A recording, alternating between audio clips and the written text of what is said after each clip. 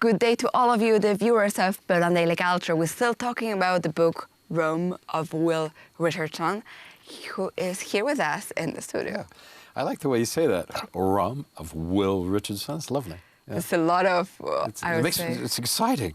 It's exciting. Yeah, it's all about me. I love that. Books are always exciting. You know, they stay after even if you die. Well, that's the whole point of publishing it, yeah.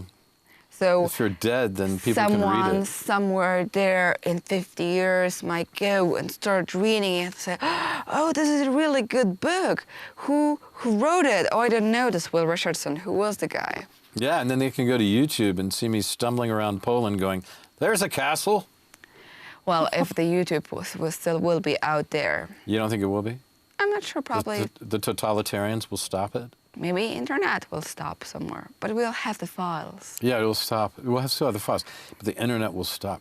We'll still have the things, yeah, but the internet will stop because we'll be living like cave people. Like cave people? Yeah, yeah. Didn't you read that book? The Yeah. Road by Cormac McCarthy? Now, there's so many books like that. About the future was after, what is it called? Nuclear war. Yeah, yeah. Post-apocalyptic. Oh, yeah, it's called Nuclear War, that one.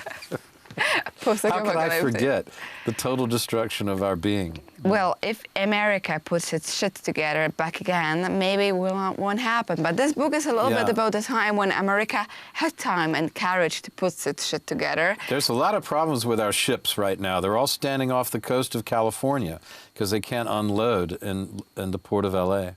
Well, there's a lot of problems also on Pacific for you not to lose it Those are Chinese. Pacific problems. I prefer to discuss generalities. It's a big deal, actually. That was a bad joke. Sorry. But I mean, it was those times when What's the matter with me? when Americans and when your character Bobby J, still had guts and energy to go to all of those places, visit, have courage, and wasn't whining about gender equality. That's what most Americans are doing right now. No, I mean, he doesn't do... The great thing about this character is he doesn't do any whining. There's never any whining. There's just, what do I do to change the situation?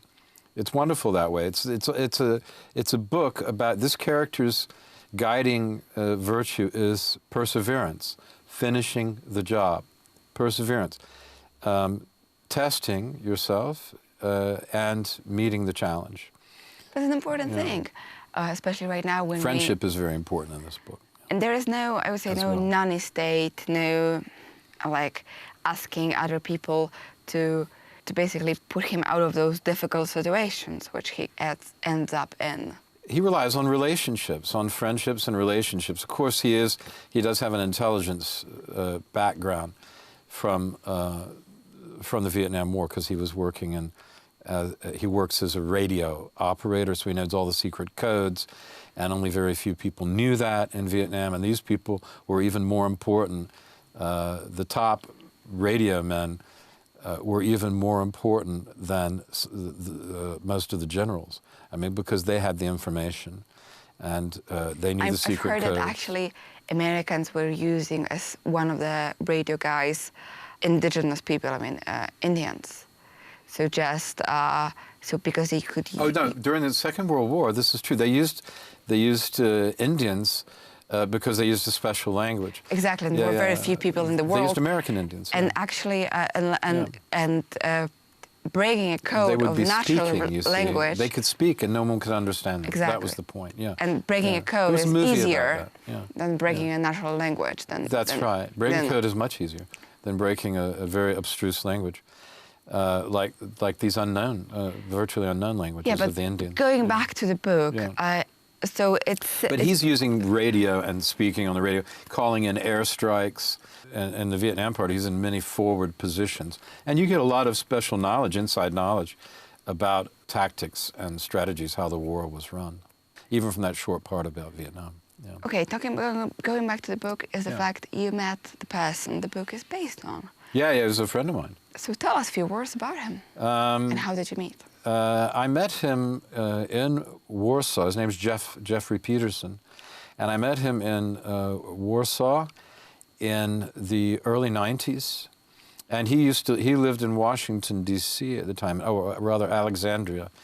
and he used to go back and forth. He was starting a big alcohol business, which it was a small business. Basically, it was cows first, and that didn't work out. It was too difficult to make the kind of money that he and his partner wanted to make. So they switched to alcohol because they saw that people loved to drink, but there was a real lack of foreign alcohol here, distribution particularly. You could maybe find something here but not there. You know, you find in one shop on the street but not on the other shop on the street. So they started a distribution company, which grew and grew and grew to become the biggest company of its kind, biggest vodka company, producer and distributor in the world by the time he got out of the business. Yeah. Well, that's really impressive. Yeah, from nothing. It was an American dream. From zero. I mean, in a sense, well, certainly from Vietnam. I mean, he didn't inherit any family money, although his business partner's father was an esteemed cattleman in the United States, and they had some money. Yeah. I see. Yeah. We'll go back to the story of this man and, of course, to your book and the Yeah. process of writing it in the next episode.